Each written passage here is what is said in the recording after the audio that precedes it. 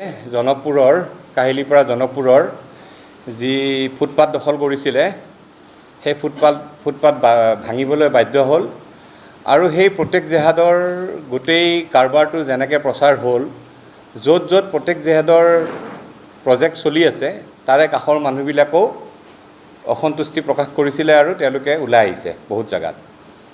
এতিয়া কথাটো হ'ল প্ৰত্যেক জেহাদৰ যেতিয়া আৰম্ভ কৰিছিলে তেতিয়া তেওঁলোকৰ 3টা প্ৰজেক্ট আছিলে। প্ৰত্যেক জেহাদৰ মালিকৰ বাপেক যেতিয়া GMDAৰ চেয়াৰমেন হ'ল নেকি তেতিয়াৰ পৰা আজিলৈ তেওঁলোকৰ 25টা নে 30টা প্ৰজেক্ট।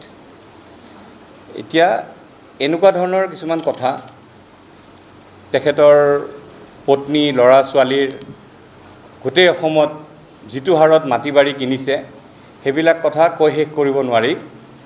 তাৰ কাৰণে আমি এটা জেহাদে ঘোষণা কৰিছোঁ।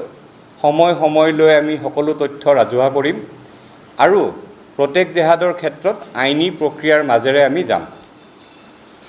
আজি লগ হোৱাৰ কাৰণটো হ'ল এটা বেলেগ বিষয়।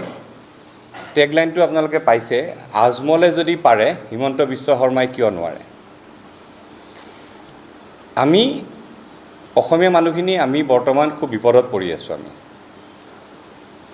উজনি অসমত আজি কিছুদিনৰ পৰা মিয়া খেদাও এটা অভিযান চলি আছে। মিয়াবিলাকক খেদিব কৈছে, ওলাই আহিব দিছে।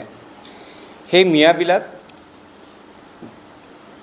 উজনি অসমৰ পৰা বাৰু আহিলেই তিনিচুকীয়া, যোৰহাট, গোলাঘাট, শিৱসাগৰ সকলো ঠাইৰ পৰা ওলাই আহিল বাৰু, আহিছেই। আহি তেওঁলোক নামনি অসমত আহি সোমাইছে। এতিয়া নামনি অসমত আমাৰ বোজা আকৌ হৈছে, নামনি অসমত আমাৰ বোজা হৈছে সেই মানুহবিলাক। এতিয়া উজনি অসমৰ পৰা মিয়া খেদা অভিযানটো আমি ৱেলকাম কৰিছোঁ, কিন্তু সেই মিয়াখিনি আহি আকৌ নামনি অসমতে আহি আছে বা নামনি অসমৰ পৰাই তেওঁলোক উজনি অসমলৈ গৈছে। মিয়া বুলি ক'লে বৰ্তমান আমি যিখিনি দেখি আছোঁ সেইখিনি হ'ল লেবাৰ, ইটা ভাটাত কাম কৰা, চব্জি বেপাৰী, মাছ বেপাৰী, কণী বেপাৰী, মোবাইলত টেম্পাৰ গ্লাছ লগোৱা সিও আছে মিয়া। এইখিনি হ'ল মিয়া লেবাৰ। ইয়াৰ লগতে ক'লে অলপ বেয়া লাগে, তথাপিও উপায় নাই, আজমল ডাঙৰীয়াৰ ছুপাৰ 40 এটা আছে।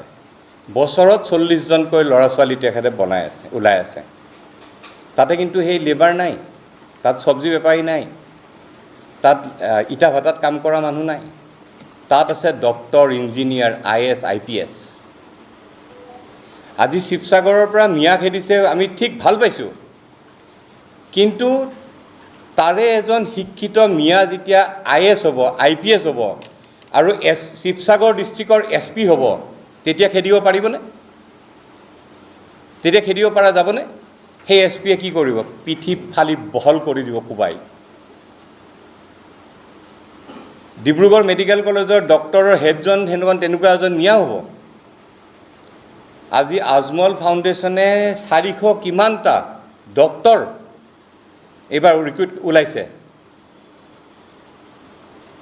এতিয়া কথাটো হ'ল অকল সেই চব্জি, মাছ এইবিলাকতে আমি ব্যস্ত থাকিলোঁ, কিন্তু আজমল ফাউণ্ডেশ্যনে যিটো কৰি আছে, অসমত নিজৰ জাতিক ভাল পোৱা চবতকৈ ডাঙৰ মানুহজন যিজনে নিজৰ জাতিক ভাল পায় সেইজন হ'ল আজমল, বদৰুদ্দিন আজমল ডাঙৰীয়া, যোনে নিজৰ জাতিটোক ভাল পায়। IMDTAক বাতিল হোৱাৰ কাৰণে AIUDFৰ জন্ম হৈছিল। তেওঁলোকে কৈছিলে যে আমি আমাৰ জাতিক সুৰক্ষিত কৰিম, আৰু আমি তেতিয়া প্ৰতিবাদ কৰিছিলোঁ যে মিয়া সুৰক্ষাৰ কাৰণে IMDTAক বাতিল হোৱাৰ কাৰণে AIUDFৰ জন্ম, হয়ো সেইটো মুছলিম বাংলাদেশীখিনিক সুৰক্ষিত কৰিবলৈ AIUDFৰ জন্ম। যদি আজি AIUDF মুছলিম বাংলাদেশীক ৰক্ষা কৰাৰ কাৰণে AIUDFৰ জন্ম আৰু AIUDF যদি জাতিদ্ৰোহী হয়, তেতিয়াহ'লে হিন্দু বাংলাদেশীক ৰাখিব বিচৰা AGP BJP কি হ'ব? AGP BJP কি হ'ব? আমাক সেইটোও লাগিব জানিবলৈ, আমি ক'ব লাগিব। এতিয়া আমি ক'ব বিচাৰিছোঁ আজমল আজমল ফাউণ্ডেশ্যনে যদি অসমীয়া ল'ৰাক, মই অসমীয়া বুলিয়ে কৈছোঁ, কাৰণ তেওঁলোকৰ 71ৰ আগৰ অসম চুক্তিৰ আধাৰত তেওঁলোক অসমত আছে আৰু অবৈধভাৱেও তেওঁলোক আছে, কিন্তু তেওঁলোকৰ ভোটাৰ ID আছে, আধাৰ কাৰ্ড আছে, ৰেচন কাৰ্ড আছে, চব আছে তেওঁলোকৰ। যিহেতু NRCখন এতিয়ালৈ হৈ উঠা নাই, তেওঁলোক ভাৰতীয় বুলিয়েই আমি গণ্য কৰিব লাগিব। কিন্তু তাৰ মাজতো তেওঁলোকৰ কাৰণে এই আজমল ফাউণ্ডেশ্যন, আজমল ডাঙৰীয়াই যিখিনি কৰি আছে, সেইটোৰ কাৰণে আমি চেলুট দিব লাগিব সেই মানুহজনক। যিটো কাম আজমলে কৰিছে, সেই কামটো হিমন্ত বিশ্ব শৰ্মা ডাঙৰীয়াই কিয় কৰিব নোৱাৰে? আমি সেই কথাটো কৈছোঁ। হিমন্ত বিশ্ব শৰ্মা ডাঙৰীয়াক আমি দেখি আহিছোঁ আজি অত বছৰৰ পৰা। মিয়া মিয়া বুলি কৈ থাকে, কথাই কথাই মিয়া মিয়া বুলি কয়। হিমন্ত বিশ্ব শৰ্মাই কিয় এই কামটো কৰিব নোৱাৰে?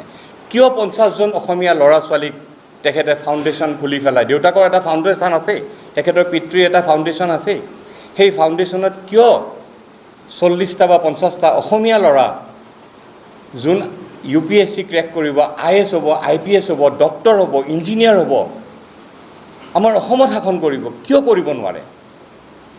কাৰণ তেখেত ৰাজনীতিবিদ, তেখেতে নকৰে। তেখেতৰ পৰিবাৰে কিয় কৰিব নোৱাৰে? তেখেতটো এগৰাকী মহিলা, উদ্যোগী মহিলা, ৰিণিকী ভূঞা শৰ্মা। আমিতো নগণ্য, আমি খালি অনুৰোধহে কৰিব পাৰিম, আমি ক'বহে পাৰিম। তেওঁলোকে নকৰে। আমি লিখিছোঁ ইয়াতে, জয়ন্ত বৰুৱা, স্বাধীন প্ৰতিদিন গোষ্ঠীৰ মালিক জয়ন্ত বৰুৱা, এজন অসমীয়া, অসমক ভালপোৱা এজন অসমীয়া, উদ্যোগী মহিলা, আমাৰ মুখ্যমন্ত্ৰীৰ পত্নী ৰিণিকী ভূঞা শৰ্মা, তেখেতে কিয় কৰিব নোৱাৰে? আপোনালোকৰতো ইনকামিং হৈয়ে আছে, আমি দেখি আছোঁ আপোনালোকৰ আজি অত বছৰৰ পৰা ইনকামিং হৈ আছে। অলপ জাতিটোৰ কাৰণে আউটগোয়িং নকৰে কিয়? অলপ পইচা খৰচ কৰক জাতিটোৰ কাৰণে। তাৰপিছত আপোনাৰ ঠিকাদাৰ ভাগ্য কলিতা, আমি যিখিনি মানুহৰ নাম আমি সততে লওঁ, অনিল দাস, অনুপম শৰ্মা, এনেকুৱা কিছুমান মানুহ আছে যোনে তেওঁলোকৰ গোটেই জীৱনত ইনকামিঙে হৈ থাকিলে আউটগোয়িং কৰিব নোৱাৰেনে? তেওঁলোকে নকৰে। আমি ঠিক তেতিয়াই আমি জয়ন্ত বৰুৱা ডাঙৰীয়াৰ লগত কথা পাতিলোঁ। জয়ন্ত দাক আমি অনুৰোধ কৰিলোঁ, বোলে জয়ন্ত দা আপুনি কৰিব নেকি? জয়ন্ত বৰুৱা ডাঙৰীয়াই ক'লে, যদি তোমালোকে সহায় কৰা মই কৰিম।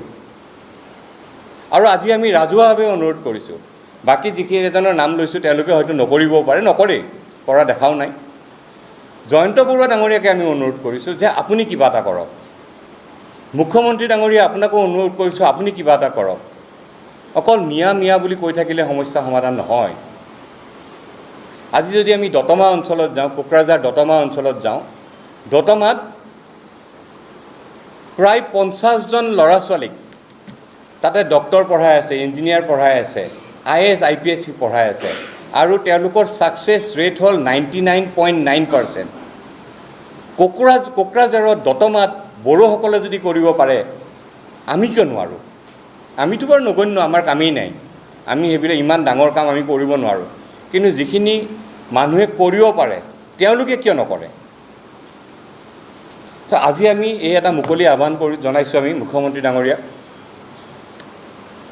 জাতি কেতিয়া বাচিব? জাতি বাচিব মিয়া মিয়া বুলি ক'লে জাতি নাবাচে। কাৰণ যিসকল পলিটিচিয়ানে বৰ্তমান ৰাজনীতিত আছে, আমি অসম চৰকাৰৰ বিজেপি চৰকাৰৰ কথাই কৈছোঁ, 2026 চনত আপোনালোকে আকৌ ৰিচাৰ্জ কৰিব লাগিব, ইলেকশ্যন খেলি ৰিচাৰ্জ কৰিব লাগিব। ৰিচাৰ্জ হয়তো নহ'বও পাৰে, ৰিচাৰ্জ হেং হ'ব পাৰে, ৰিচাৰ্জ নহ'বও পাৰে। তেতিয়া কি কৰিব? ৰিচাৰ্জ যাতে কৰিব পাৰে 2026 চনৰ ইলেকশ্যনত আপোনালোকে আকৌ দিছপুৰ দখল কৰিবলৈ, এইখিনি কাম আপোনালোকে কৰক। আমি এইটোৱে অনুৰোধ, আজি আমি গালি পাৰিব অহা নাই কাকো, আজি আমি ভয় খাইছোঁ। আজি যদি আমি মানি লণ্ড্ৰিঙৰ কথা কওঁ, আজি আপোনালোক সংবাদ মাধ্যম সকলো নহয়, কিছুমানটো একদম উঠি পৰি লাগিছে, চুমি বৰাই কৰি আছে। কিন্তু গম পায়নে আপোনালোকে, মৰিগাঁৱত জামতাৰাৰ নিচিনা কাণ্ড চলি আছে, য'ত আপোনাৰ 200খন আধাৰ কাৰ্ড, 250 চিম কাৰ্ড ধৰা পৰিছে, ভোটাৰ ID ধৰা পৰিছে মৰিগাঁৱত। টেকনিকেলি দে আৰ চাউণ্ড, এই মিয়াবিলাক টেকনিকেলি দে আৰ চাউণ্ড। ঘৰত যদি 7টা ল'ৰা ছোৱালী আছে, এটা IS বা IPS, এজন ডক্তৰ, এজনে চব্জি বিক্ৰী কৰিব, শাক বিক্ৰী কৰিব, মুৰ্গী বিক্ৰী কৰিব, কণী বিক্ৰী কৰিব, টেম্পাৰ গ্লাছ লগাব, চুৰ কৰিব, ডকাইত কৰিব, ৰেপ কৰিব, সেই গোটেইবিলাক গুণ আছে তেওঁলোকৰ, গোটেইবিলাক। তাৰ মাজত এজন ডক্তৰ, ইঞ্জিনিয়াৰ, উকিল আৰু এজন IS IPSও ওলাই আহি আছে। আজি দেখাত নাই, আজি দেখাত হয়তো আমি পোৱা নাই, কিন্তু আহি আছে। আমাৰ মাজত আমি কিয় কৰিব নোৱাৰোঁ? ডক্তৰ, ইঞ্জিনিয়াৰ আমি কিয় বনাব নোৱাৰোঁ? আজি মুখ্যমন্ত্ৰী ডাঙৰীয়াই ইচ্ছা কৰিলে, তেখেতক আমি দেখি আছোঁ দেই, তেখেতক আৰু অসমত যদি মানুহ আছে, এজনেই মানুহ আছে, ভাল পায় বেয়া পায় যি কৰে, আমি ৰাজনীতি কৰিব অহা নাই, এজন মানুহে আছে, ডক্টৰ হিমন্ত বিশ্ব শৰ্মা, যোনে ইচ্ছা কৰিলে অসমখন ঠিক কৰিব পাৰিব, নাকি লগাব পাৰিব চবকে।